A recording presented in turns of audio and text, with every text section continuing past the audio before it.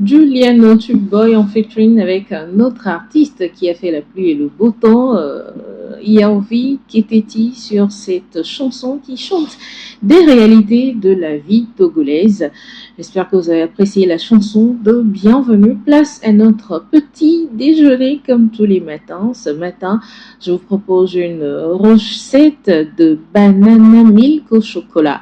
On va commencer par les ingrédients. Nous aurons besoin de 2 cuillères à soupe de sucre en poudre, une banane, un demi-litre de lait, 2 glaçons, un sachet de sucre vanillé, 100 g de crème dessert au chocolat et puis une cuillère à soupe de chocolat en poudre.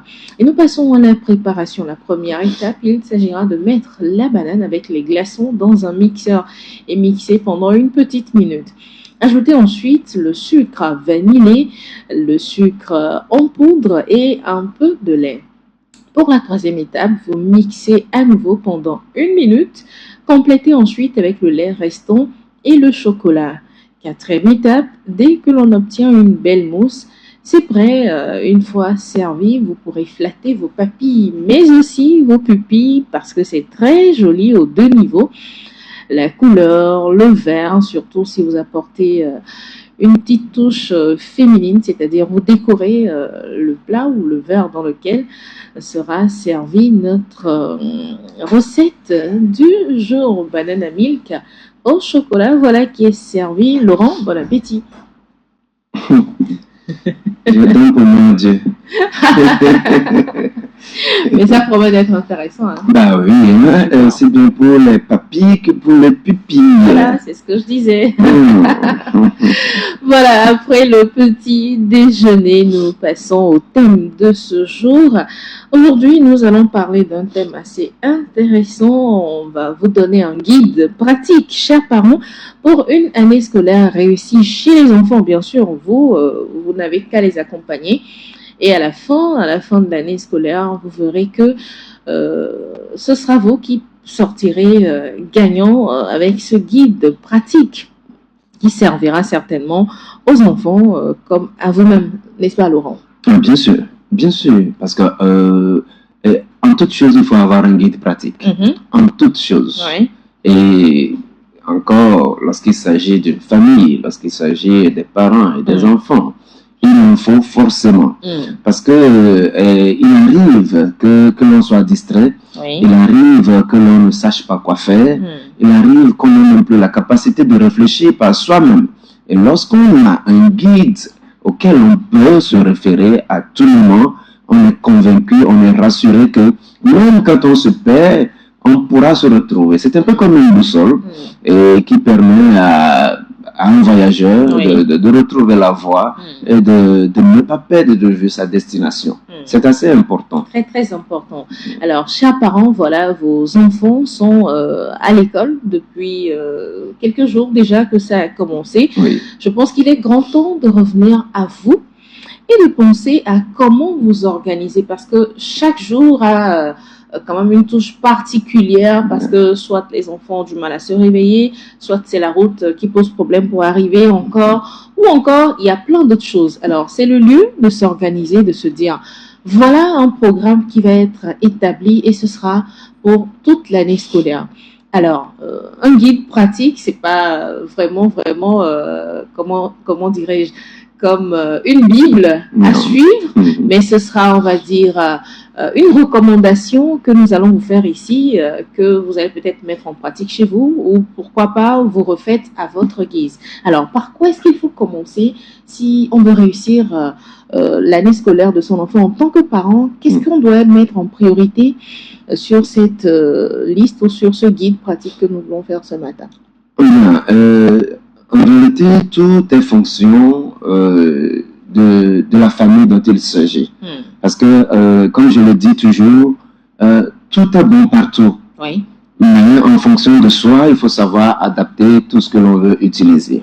C'est pas parce que le sucre est bon pour le voisin que c'est forcément bon pour moi. Voilà. Néanmoins, tout le monde reconnaît que le sucre a un bon goût.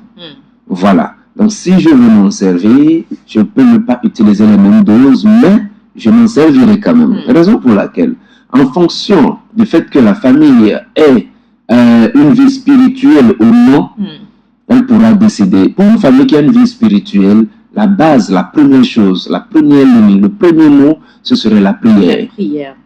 Ce serait la prière. Ensemble, hein, en famille. Ben, naturellement. La maman, les enfants. Bien évidemment. C'est vrai que chacun fait sa part dans son coin. Mais il faut forcément que toute la famille se retrouve pour la prière. D'abord, avant le début de l'année. Oui.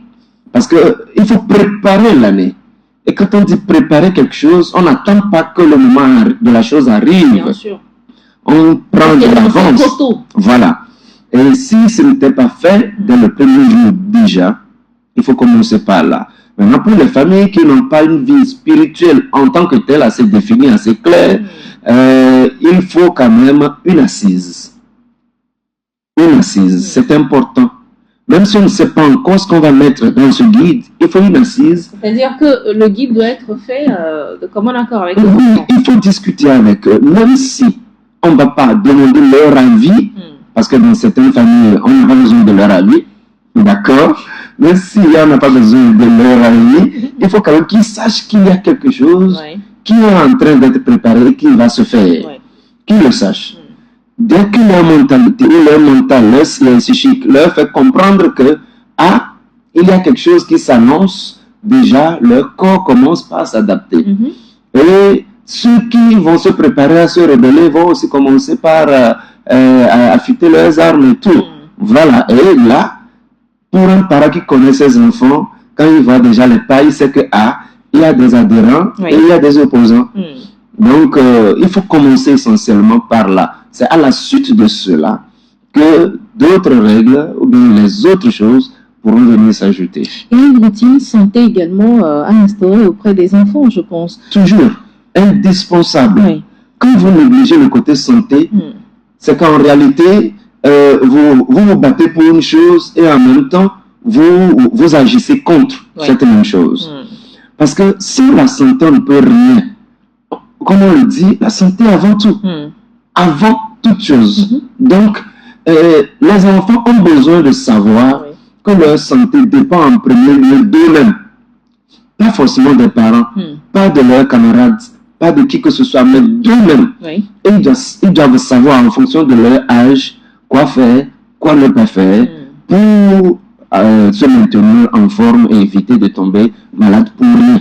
Il y a de ces parents qui, à la veille de l'année scolaire, font carrément un traitement, un bilan de santé ou encore imposent un traitement aux enfants à faire afin que durant l'année scolaire, il n'y ait pas de petits bobos. Est-ce que c'est l'idéal? Bon, je ne dirais pas que ce n'est pas l'idéal parce que c'est en fonction des résultats que chacun a. Oui. Donc, je vais me permettre de relativiser pour ne pas dire l'absolu. C'est en fonction de leurs résultats, de leurs expériences. Néanmoins, c'est une bonne chose pour certains. Et pour d'autres, ce ne serait pas forcément une bonne chose. Parce que il y a certains enfants qui, naturellement, à l'approche de la rentrée, eux-mêmes, leur corps réagit. Naturellement. À une semaine de la rentrée, il y a des enfants qui tombent toujours malades. Juste pour dire aux parents, il y a quelque chose que je dois évacuer avant. Et les parents réagissent. Il y en a qui commencent avant de tomber malade. Hein? Oui. Dès la première semaine ou dès le premier mois de temps, ils réagissent parce que depuis, pendant 2 mois au moins, ils n'ont plus mis pied à l'école, n'ont plus ces habitudes-là. Donc, l'organisme dit, ben, vous recommencez pas à me déranger et tout ça. Et ils réagissent. Donc, pour les parents qui font ce bilan, c'est important. Il faut le recommander. Il faut le recommander. Parce qu'il faut faire un bilan. Il faut faire un bilan pour savoir si l'enfant est au point. S'il y a des choses à revoir. Surtout pour ces enfants qui ont des, comment dirais-je, des petites maladies, des petits maux, soit c'est, je ne sais pas, l'anémie, soit c'est encore des maux de ventre. Prévenir cela avant de démarrer la rentrée scolaire. Effectivement, il y a des enfants qui traînent ces pathologies-là, et il y en a d'autres pour qui ce sont des maladies chroniques, plutôt, et il y en a encore qui ne tombent pas malades, mais dont l'organisme réagit. Simplement à l'idée qu'ils vont retourner à l'école. Voilà. L'organisme réagit. L'enfant est allergique. Et dès qu'il apprend ça, ou il se réalise que, c'est encore la rentrée, son corps refuse de suivre. Et on l'amène à l'hôpital, on ne trouve rien. On dit qu'il n'a rien, qu'il se repose.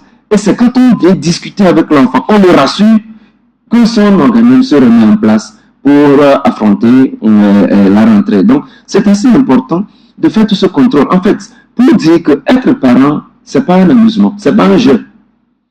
Ça peut sembler être un jeu, mais c'est un jeu dont les règles sont compliquées. En fait. C'est toute une vie. Oui. C'est toute une mission de vie. Raison pour laquelle on ne devient pas parent parce qu'on le veut. Il faut être sûr qu'on est fait pour être parent. Parce que certains, ils ont été eux-mêmes très bien éduqués. Oui. Mais pour redonner, ils ne peuvent pas. Il y a des parents aussi, Laurent, qui envoient sans cesse du stress à leurs enfants, c'est-à-dire ils sont tout le temps sur le dos de l'enfant. Ce sont ces parents qui doivent tout le temps dire à ses enfants: ah non, ceci ne doit pas être comme ça, ça. Au point où l'enfant n'a plus de personnalité pour faire quoi que ce soit, il a besoin que le guide, c'est-à-dire papa ou maman, lui disent quoi faire d'abord. Est-ce que c'est l'idéal? Non. Ah non, à ça carrément non. Parce que c'est vrai qu'à chaque enfant, il faut adapter une méthode. Oui. Mais être toujours sur le dos de l'enfant le prive de sa capacité à s'autodéterminer, à s'autodéfinir. Voilà. Et un enfant en a besoin. Un enfant, c'est un être qui se développe, qui grandit, qui doit apprendre des choses et d'apprendre les bonnes manières, d'acquérir des valeurs. Donc, le parent qui déjà se met sur le dos de son enfant à tout bout de champ prouve qu'il n'a pas fait un travail antérieurement. En amont. Oui. Il n'a pas fait le travail qu'il faut.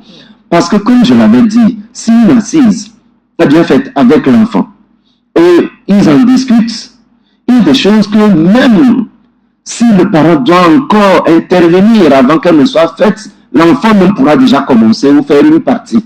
Puisque l'enfant sait que, déjà que ceci doit être fait. Et même si il ne le fait pas de lui-même, dès qu'il voit apparaître le parent, cela lui revient. Exactement. Ah, il y a ceci que je dois faire. Peut-être qu'il est en train de regarder la télé, il a oublié. Un exemple, la fois passée, deux de mes enfants se bagarraient. En tout cas, ils se querellaient parce que chacun voulait s'asseoir dans le fauteuil où j'ai l'habitude de m'asseoir. Chacun voulait être là. Donc, quand quelqu'un se lève, l'autre court pour venir se mettre là. Et les deux, je les ai vus sur chemin. Je dis bien, il faut qu'on en discute. Asseyez-vous. Ils se sont assis. Et j'étais debout. Je n'étais pas assis à la place. Je leur ai demandé à chacun d'aller s'asseoir dans un autre fauteuil. Et je leur ai dit, ici, j'ai posé la question, ici, là, qui a l'habitude de s'asseoir là? Ils disent que c'est moi. Je dis, ok. Ce qui veut dire que c'est ma place. Sauf maman. Personne n'a le droit de s'asseoir là-bas. Est-ce que c'est compris? Oui. Ils disent oui. Ils savent pourquoi? Ils disent oui. Pourquoi? Parce que c'est ma place. Je dis ok. Donc que chacun reste à sa place. C'est ma place. Sauf maman qui peut encore occuper cette place. Sinon, même si c'est vide et je ne suis pas là, je ne vois personne là-bas. Mais je te dis que le temps d'aller prendre ma douche est ressorti. J'ai constaté que quelqu'un s'était assis là. Et j'ai posé la question, qui s'est assis là? C'est là, l'aîné me dit, c'est lui. Il dit, ben, on vient d'en parler. Qu'il avait juste oublié. C'est quand il s'est déjà assis qu'il s'est rappelé, il a quitté. Le cerveau ne l'a pas encore adhéré, en fait. Voilà. Ouais. Donc, quand il s'est assis, il s'est rappelé. Et sans que je ne vienne de lui rappeler, il a quitté, avant que moi je ne vienne. Ce qui nous dit que si effectivement cette assise est faite, et qu'on arrive à se comprendre, on n'a pas besoin d'être sur le dos de l'enfant. Parce que être toujours sur le dos de l'enfant, c'est très stressant pour l'enfant. Au point où, comme tu l'as si bien dit, l'enfant ne se reconnaît plus capable de quoi que ce soit. Pour lui, sans le parent en question, il est capable de rien. Il ne veut rien. Si tu en fais capable de dire, je ne veux rien, je ne peux rien faire si maman ne me dit pas. Jusqu'à l'âge adulte. Et je ne te cache pas que j'ai deux filles, deux champions à moi avec qui j'échange assez, et qui ont tendance à dire ce genre de choses. Le plus grand le dit assez fréquemment que que si c'est pas maman qui sait tout, non, rien. Je dis non, je ne suis pas d'accord. La première fois que je lui ai dit je ne suis pas d'accord, il m'a dit non, de ne pas dire ça devant maman, hein, de ne pas réagir comme ça devant maman, parce que lui, il serait mort. C'est pas parce que la maman est un peu trop autoritaire sur cet enfant. Oui, la maman avait le droit d'être ainsi. Parce que abandonnée trop tôt, en tout cas, elle s'est retrouvée trop tôt seule à la charge de ses enfants, trop précocement. Donc, tu sais que la monoparentalité, c'est pas quelque chose de facile du tout. Encore quand il s'agit d'une femme, elle doit jouer le rôle de père et le rôle de mère. Surtout qu'elle a en face d'elle 2 garçons. Donc, il y a de quoi. Elle avait tous les droits de se mettre dans cette posture parce que elle les protégeait. Surprotégeait, en fait. Surprotégeait. Et elle en avait besoin pour se rassurer que ses enfants allaient bien. Ces trésors, les uniques raisons pour lesquelles elle devait encore se battre, c'était se porte bien. Donc, elle a fait ce qu'elle pouvait. Mais est-ce que il ne faut pas aussi essayer de laisser l'enfant prendre ses propres décisions, faire ses propres erreurs pour pouvoir savoir comment s'en sortir? Oui, mais à un âge donné. On ne peut pas se le permettre avec des tout petits. Non, il faut que l'enfant atteigne un certain âge donné. Parce que l'enfant doit avoir la capacité de distinguer le bien du mal. De discerner ce qui est autorisé de ce qui ne l'est pas. Pour qu'il puisse apprécier ses propres erreurs quand on le met devant le fait accompli, pour qu'il puisse comprendre que ceci, effectivement, je l'ai mal fait, je devais le faire autrement, je pouvais le faire autrement. Et c'est en ce moment qu'on le rassure, on le fait comprendre qu'il en a la capacité. Et quel est l'idéal à faire? Est-ce qu'il faut fixer des limites ou lui laisser de plus en plus d'autonomie à cet enfant-là? À tout enfant, il faut fixer des limites. À tout enfant. Soit on lui impose certaines limites, soit on définit les limites avec lui. Mais à tout enfant, il faut des limites parce que tout enfant est enclin à déborder. Bon, nous-mêmes les adultes, quand on voit des interdictions, c'est là on a le goût de les tenter. À plus forte raison, un enfant qui n'a même pas de limites, il fait tout ce qui lui plaît, il va où ça lui plaît. C'est cette vidéo qui avait circulé sur le net où un papa coiffait son enfant qui avait des dreads, qui avait fait du rasta. Le papa le coiffait, l'enfant pleurait à chaudes larmes, tout simplement parce que il y avait un de ses camarades de classe qui souffrait d'alopécie et qui n'avait pas donc de cheveux sur la tête en tant que tel. Et cet enfant se permettait de se moquer de cet autre, de son camarade. Et on essayait, en tout cas, ils ont essayé de lui faire comprendre en vain que ce qui se passe n'est pas normal. Il n'a pas ce droit. Mais non, lui, il prenait le plaisir à le faire. Le papa dit, ok, puisque tu ne veux pas comprendre, tu vas expérimenter ce que ça fait de ne pas avoir des cheveux sur la tête. Et des dreads qui étaient assez longs, le papa a tout rasé. Wow. Je crois que même 1000 ans après, il ne va plus se le permettre. Alors, le guide pour une année réussie, on a parlé du côté spirituel, instaurer donc une routine prière, matin comme soir avec les enfants, avoir une hygiène de vie, une hygiène que ce soit à côté santé ou encore côté manger avec les enfants, leur fixer des limites, on parle là peut-être des réseaux sociaux, de la télévision et autre chose. Même de l'alimentation. De l'alimentation aussi, quand dormir et tout ça. Maintenant, qu'est-ce qui doit encore entrer dans cette liste de guides à faire avec les enfants? Quand est-ce qu'il faut aller apprendre? Quand est-ce qu'il faut savoir aussi jouer? Parce que les deux, ils en ont besoin pour évoluer, n'est-ce pas? Oui. Un enfant privé de jeu est un enfant qui rate son enfance, en fait. Un enfant doit jouer. Nous, les adultes, nous avons besoin de jouer. À plus forte raison, un enfant. Un enfant doit jouer. Et il faut qu'on lui trouve des jeux didactiques, des jeux qui en valent la peine. C'est un peu comme ce jeu qui me disait que lui, il a toujours fait une longue liste à Papa Noël, mais c'est Papa Noël décide toujours de ce qu'il veut lui offrir. Et à chaque fois, c'est un cadeau qui n'est pas dans lui sa liste. Des puzzles, des scrabbles, tout. Il n'ira pas comprendre. Maintenant, il dit que, bon, lui, il a toujours demandé des Batman, Superman, Spider-Man et tout ça.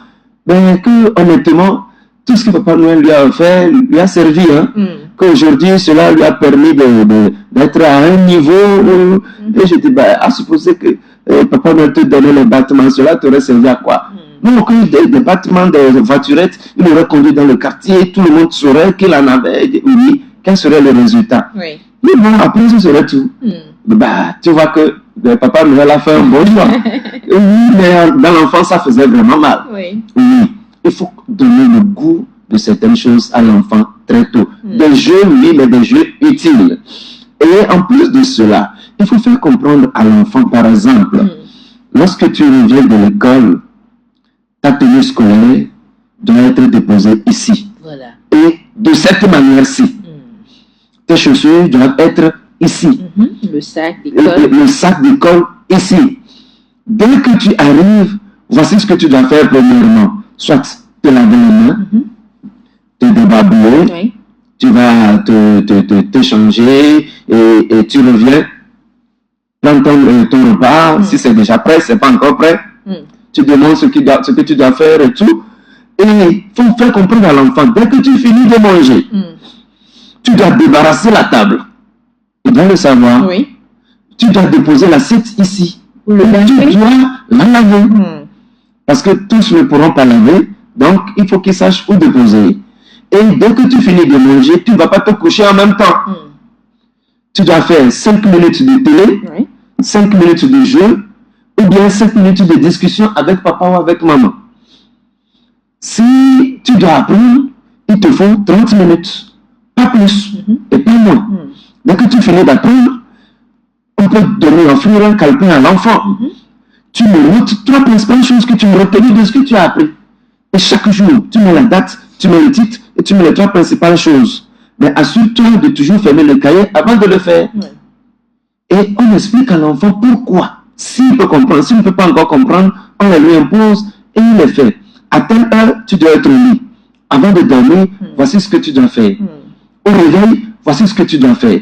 Il faut qu'en fonction des dimensions de la maison, des dispositions des meubles et de tout ce qui est utile dans la maison, il faut qu'on oriente l'enfant, qu'il ait une routine, que l'enfant sache que quand je finis ceci, je fais ceci, je finis ceci, je fais ceci, ainsi de suite. Pourquoi c'est important? Pour un enfant, il faut une routine inévitablement. C'est un peu comme un apprenti. Oui, voilà.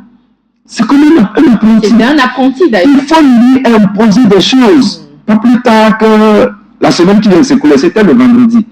J'ai discuté avec ma femme sur un comportement elle me rapportait en fait certains propos de l'aîné qui trouve que certaines fois je gronde trop et certaines fois je ne m'amuse qu'avec l'autre et pas avec lui. Certaines fois je lui demande de travailler alors que l'autre est libre. Je dis oui. À un moment, il faut imposer des choses aux enfants. Viendra un autre moment où on en discutera clairement avec eux. Et un troisième moment où on les laissera décider. Faire ce qu'ils veulent en fait. Ce qui veut dire qu'on les a déjà instruits selon la voie qu'ils doivent suivre. Et quand ils deviendront grands, ils ne s'en détourneront pas. Même s'ils doivent ajouter des choses, ce sera des choses utiles à eux.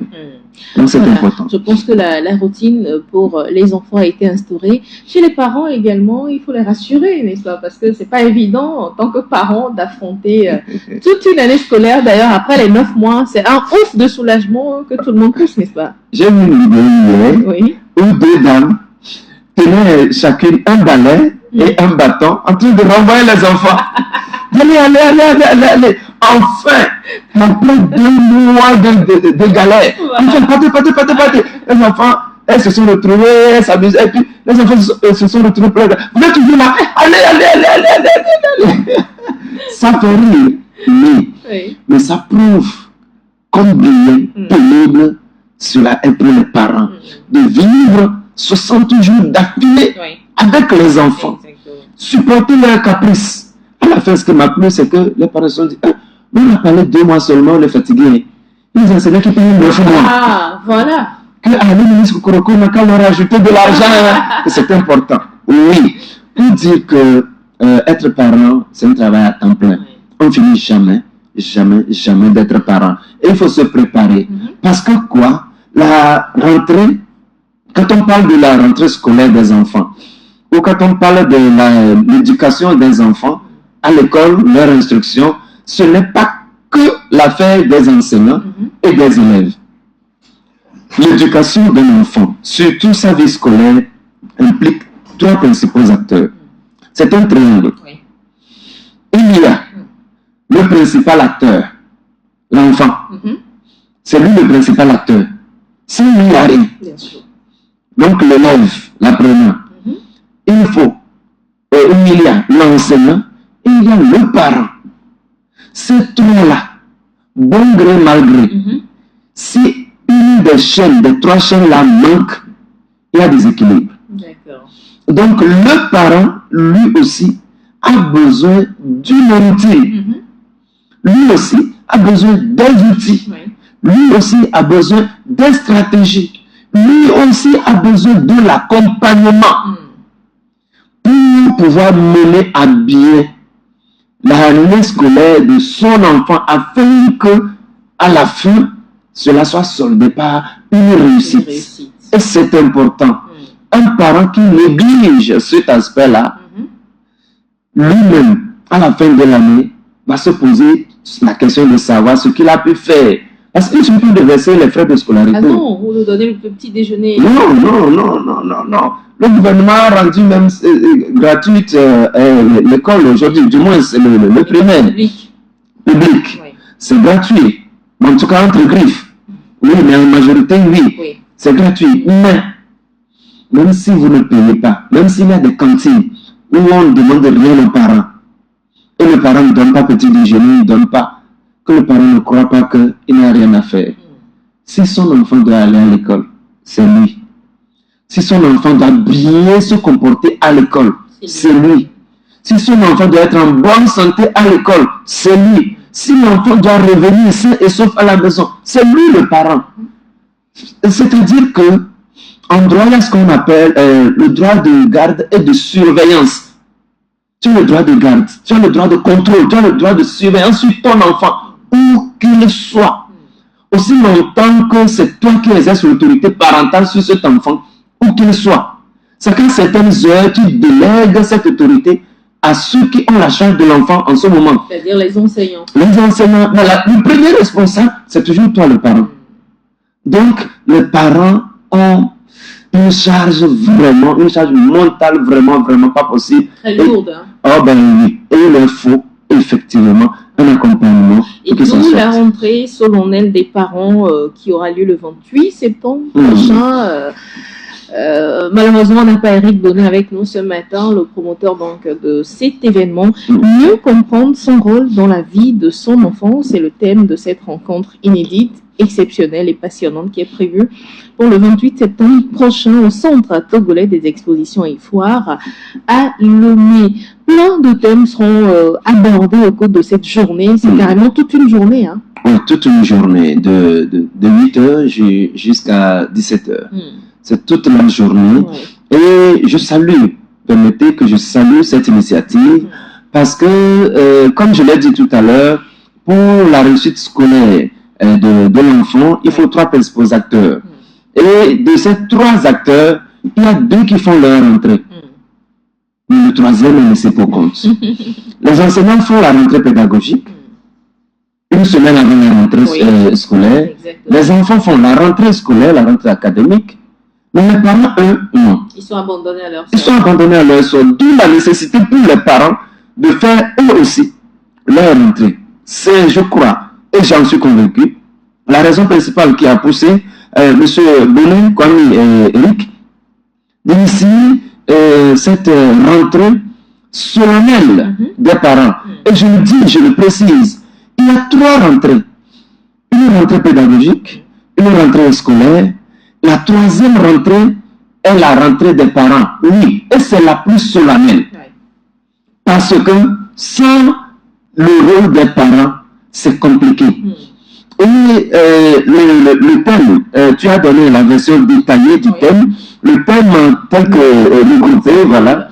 Oui, là tu es dans les détails, ça. C'est l'engagement parental, clé de la réussite éducative. Ah, d'accord. L'engagement parental, clé de la réussite éducative. un parent n'est pas engagé, c'est mort. Après, il ne faut pas dire tout ce qu'on fait. Mais ça me l'a tout ce qu'on fait. Donc, le 28 septembre, c'est-à-dire le samedi qui arrive, c'est OCTF. Et ce sera inédit. C'est le premier du genre. La TVT est déjà partenaire, la télévision togolaise, la télévision nationale, je veux dire, est partenaire de l'événement.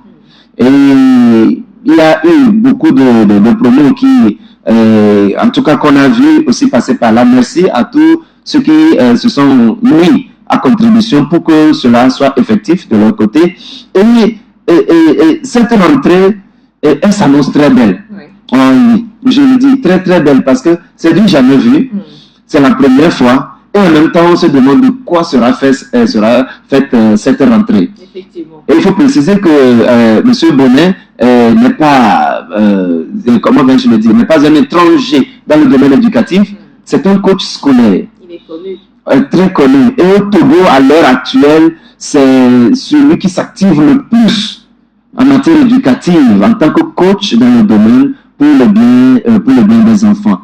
Alors, on va parler lors de cette journée-là de l'affirmation de soi. Il y aura Brigitte Bailly, pédano, qui viendra parler aux parents de comment s'affirmer auprès des enfants. Alors, est-ce qu'un parent a besoin de s'affirmer en tant que parent? Il est parent, donc il est automatiquement... Non, ce n'est pas automatique. Ce n'est pas automatique. Un parent a besoin et a le devoir de s'affirmer. Parce que, tu vois, l'ère dans laquelle nous sommes aujourd'hui est une ère où il n'y a plus d'autorité. On ne reconnaît plus d'autorité. Les citoyens ne reconnaissent plus leurs autorités administratives et politiques. Les travailleurs ne reconnaissent plus l'autorité professionnelle hiérarchique qui est sur eux. Les élèves ne reconnaissent plus l'autorité des parents et des enseignants, je veux dire. D'ailleurs, cette autorité leur a été arrachée. Il n'y en a pratiquement plus. Et les enfants, pareil. Les enfants sont capables de dire à leurs parents, je suis enfant, j'ai aussi mes droits. Comme quelqu'un l'a chanté. Oui. Je suis enfant, j'ai aussi mes droits. Selon toi, oui, tu as des droits, c'est vrai. Mais c'est à moi de te reconnaître ces droits-là. Un enfant ne peut pas réclamer des droits quand le parent ne manifeste pas lui ses droits. En tant que parent. Parce que comme on le dit, la liberté vient quand on a fini de faire son devoir. Donc, les droits du parent sont des devoirs pour l'enfant. Donc, le parent doit s'affirmer pour faire comprendre à l'enfant. Tu sais, là où tu es arrivé, là, c'est moi qui t'ai fait venir. Donc, j'étais là avant toi. Bien sûr. Et aussi longtemps que tu seras ici, je vais décider à 90% de ce que tu peux ou ne peux pas faire. Il faut que le parent le fasse savoir à l'enfant. Et il faut qu'il assume. Pour que l'enfant sache. Parce que si ce n'est pas fait, il y aura des conflits que le parent ne pourra pas résoudre. Bien sûr. Ce sont des thématiques dont on va parler pendant cet événement-là, cette rentrée solennelle. Donc, le parent doit s'affirmer. Voilà, il y aura l'autorité parentale qui sera débattue aussi au cours d'un atelier. Si nous parcourons rapidement tout ce qui sera fait, il y aura une communication en communication, une conférence voilà, pour commencer. Conférence pour commencer en communication, en mentorat qui sera donné par Rita Goudouin. Il y aura Pierre Agabou, sociologue et consultant en éducation, qui sera là également pour entretenir les parents. Nous avons parlé de l'affirmation de soi. On parlera également de sociologie. Vous vous demandez comment imposer l'autorité sans briser la confiance avec vos enfants. Oui. Tamino Yao, maître de conférence de sociologie de l'éducation, sera là également pour en parler. Alors, Laurent Afoudi, qui est conseiller matrimonial et en relation d'aide coach conjugal, sera là également. En quoi est-ce que tu vas être utile aux parents ce jour-là, Laurent? Je vais parler de la gestion des conflits familiaux. D'accord. La gestion des conflits familiaux, surtout en interaction avec les enfants. Comment gérer ces conflits-là? C'est vrai que les conflits épuisent plus les enfants que les parents. Ça épuise tellement les enfants et ça les révolte. Ça les révolte. Et généralement, lorsqu'ils ne sont pas d'accord, que les conflits naissent. Donc, on va en parler de long en large. Il faut reconnaître que les conflits, ce ne sont pas toujours des événements malheureux. Non, les conflits sont importants. pour le bien de la famille, c'est important d'avoir des conflits. Raison pour laquelle d'ailleurs, en termes matrimonial, lorsque vous allez pour vous marier, pour les bons dirigeants, les bons officiants, ils vous demandent si vous êtes déjà une fois querellé, vous êtes une fois bagarré, vous êtes une fois gardé rancune. Si vous n'avez jamais fait, vous ne devez pas encore vous marier, retournez.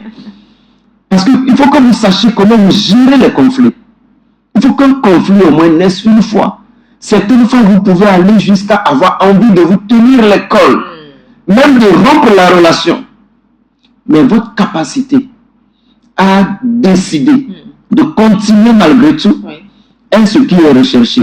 Et ici, comment gérer les conflits lorsqu'il s'agit des enfants et les parents? Parce que ici, la délicatesse de la situation est issue du fait qu'il y a quelqu'un qui a plus d'autorité que l'autre. Donc, il y a quelqu'un qui est en état de vulnérabilité. Et au même moment, celui qui a plus d'autorité est celui qui a le devoir de protéger le vulnérable. Parce qu'il peut en abuser aussi. Il peut en abuser. Donc, de le protéger contre lui-même, son autorité ou son excès d'autorité. Donc, il faut pouvoir trouver les astuces, les stratégies et les adapter aux enfants en fonction de leur catégorie. Il y a plusieurs catégories d'enfants. Et il n'y aura pas de règles standards à appliquer à tous les enfants en fonction de chaque enfant, de sa manière d'être. Et ce jour, il y a une précision, une particularité pour tous les ateliers qui auront lieu. C'est que c'est avec les vécus des parents. D'accord. C'est avec les réalités. Un échange alors. Oui. Ce n'est pas genre le maître est devant. Non. Personne n'a le monopole du savoir. Non, nous n'avons pas la science infuse. Nous venons en atelier. Et c'est avec leur réalité que nous allons ensemble proposer des stratégies. D'accord. Ils doivent être là, être impliqués. Être impliqués. Et si ce samedi-là, il y a même des enfants capables ou disponibles, les parents peuvent les amener avec eux. Comme cela, quand un enfant entend certaines choses, il comprend que, donc c'est en fait moi qui complique la vie à papa ou à maman. C'est pas papa, c'est pas maman. Comme un enfant qui a dit à sa mère, j'ai pas besoin de toi. Et l'enfant lui a dit, tu as raison. Et le lendemain, il prend le petit déjeuner. La maman dit, non, tu n'as pas besoin de moi. Il s'est mis à pleurer. Donc, naturellement, on va parler de la gestion des conflits.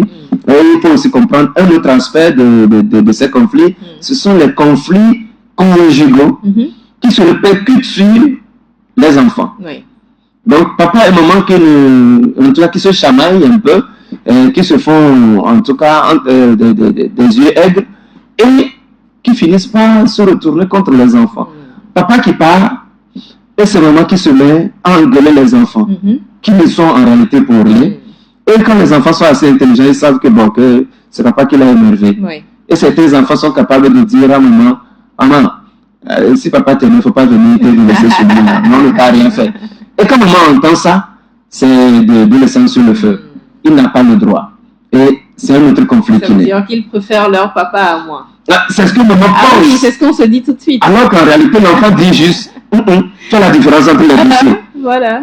C'est pas le même dossier. C'est tout ce que l'enfant essaie de dire. Voilà, plein de thèmes donc qui seront abordés. Voilà quelques-uns de ces thèmes qui ont été cités ici. Alors, quelles sont les conditions pour participer à cette rentrée solennelle des parents? Bon, avant la condition, il faut aussi dire qu'il y a une thématique qui va porter sur la sexualité des adolescents. Oui. Oui, la sexualité des adolescents. Aujourd'hui, c'est le thème qui est en vogue, qui fait l'actualité. On n'a pas fini de parler de la sexualité des adultes, que la sexualité des adolescents et des enfants s'évite. C'est à nous, en fait. Ah ben, et c'est effectivement avec une dame pédale que ce thème va se discuter. Elle est conseillère, en tout cas certifiée, en accompagnement des adolescents jeunes, et elle est mentor certifiée. Et il y a le côté santé, comme on l'a dit, qui va être aussi abordé. Exactement. Qui va être abordé avec comment ça s'appelle, le docteur Gilbert Abetogo, qui est médecin en santé publique, qui va nous parler du côté santé. Et reconnaissons que tous les aspects sont pris en compte. Et pour y prendre part, il faut s'inscrire inévitablement parce que le nombre de places est limité. C'est dans une salle. Et quand on parle d'une salle, même le terrain de Kélié est en place limitée. Oui. Donc une salle à plus forte raison. Il faut essentiellement contacter le numéro qui est donné, c'est le plus 228 98 37 16 16. 98 37 16 16. Et lorsqu'on arrive à contacter ce numéro, toutes les autres informations pourront être reçues là-bas. Comment s'inscrire, comment s'y prendre, quelles sont les dispositions pratiques à prendre pour le jour J, parce que certains seraient en train de se demander si c'est payant. Naturellement. Bien sûr que c'est payant. On peut pas, le ministère n'a pas financé. Il n'y a pas d'organisme qui nous appuie. Même si nous ont dit derrière, oui, nous sommes de cœur avec vous, nous vous soutenons. Oui, le soutien moral ne va pas payer la salle. Voilà. On ne va pas payer l'électricité, on ne va pas payer les commodités dont on a besoin. Oui. Donc, nous les remercions pour cet appui, seulement eux-mêmes savent que ce n'est pas suffisant. Raison pour laquelle nous nous retrouvons obligés de faire payer les participants pour que cela soit facile. Encore que c'est toute une journée, on va mettre dans la bouche au moins 2 fois avant de partir. C'est-à-dire, oui, on ne va pas venir rester ventre affamé, assoiffé. Non, on va boire à notre soif et manger à notre faim avant de partir. Donc, pour cela, il faut une contribution. La contribution n'est pas à la hauteur de ce qui va être donné. C'est pour cela qu'on l'appelle contribution et non les frais de participation. C'est une contribution. C'est relativement apprécié, hein, mais quand on va contacter ce numéro, je crois qu'on aura toutes les informations et c'est à la portée de tout parent. On peut rappeler le numéro 98 37 16 16. D'accord. Tous les parents peuvent appeler ce numéro, le 98 37 16 16, et tous les parents qui veulent être des parents, de véritables parents, des parents utiles à la cause de leurs enfants, tous peuvent prendre part à cet événement.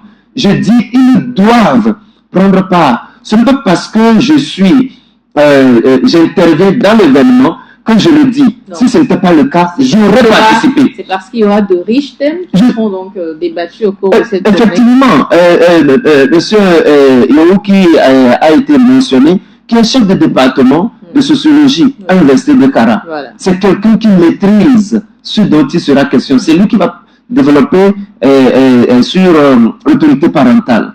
Madame Pedano, qui n'est pas oubliée, docteur Gilbert de Toglo, qui est aussi là-bas en santé publique. J'ai aussi ma modique contribution à donner. Et surtout la conférence de début. Il y a Madame Dieu qui sera là avec d'autres personnalités de taille. Et même l'assistance va contribuer richement. Il y a des choses qu'on n'aura pas d'autres occasions pour apprendre. C'est uniquement là. C'est le moment. C'est le moment. Nous allons commencer ici. Non, vous ratez, c'est parti pour l'année prochaine. Et probable. Qui sait si l'année prochaine, vous aurez la capacité, la disponibilité de participer. Cette année, tout le monde peut participer. Cette année. C'est la première édition. Et c'est quand on l'aura fait ici, et les années prochaines, on risque de ne plus être allumé. On va partir vers l'intérieur. Oui. Donc, si quelqu'un se permet de rater cette édition, espérant l'année prochaine, il sera obligé de compter aussi avec le déplacement à faire, l'année prochaine, l'hébergement peut-être, ainsi de suite, ainsi de suite. Donc, vous me faites le sacrifice cette année. Maintenant. Autant qu'on le peut, faisons le sacrifice. Merci beaucoup, Laurent Afoudi. Voilà, la rentrée solennelle des parents est annoncée. Rendez-vous le 28 septembre prochain au CETEF Togo 2000 pour apprendre beaucoup de choses sur cette rentrée scolaire. Nous sommes à la fin de cette émission. Je voudrais rappeler aux parents que la communication est la clé de la réussite scolaire d'un enfant. Prenez le temps de parler avec vos enfants de leurs attentes, de leurs inquiétudes, de leurs objectifs pour l'année. Soyez aussi un auditeur passif, attentifs, offrez-leur des conseils, encouragez-les à partager leurs sentiments et montrez-leur que vous êtes là pour eux, quel que soit le moment auquel ils viennent vers vous, pour les soutenir, peu importe les hauts, les bas qu'ils pourraient rencontrer. Créez donc l'environnement propice à l'apprentissage de ces enfants, c'est très important. Et aussi, il y en a qui ne donnent pas vraiment le temps aux enfants quand ils rentrent de l'école de pouvoir apprendre. S'il vous plaît, créez-leur un espace dédié à l'apprentissage, aux devoirs, aux études, à l'amusement. Pourquoi pas leur instaurer cette routine dont nous avons parlé tout au long de cette émission. L'idéal serait de leur aménager un coin tranquille et bien éclairé pour apprendre. Mais à défaut de moyens, faites ce que vous pouvez. Voilà qui m'a fait à cette émission. Merci Laurent, une fois encore. Merci à toi. Et comme tu l'as assez bien dit, que les parents prennent le temps de communiquer avec. On n'a pas dit parler aux enfants, communiquer avec. Exactement. C'est-à-dire leur parler et les écouter également. Oui. Merci et très très belle semaine à vous. Offrez-vous du sourire tout au long de cette semaine, quels que soient les événements qui arriveront. Souriez à la vie, elle vous sourira en retour. Bye bye.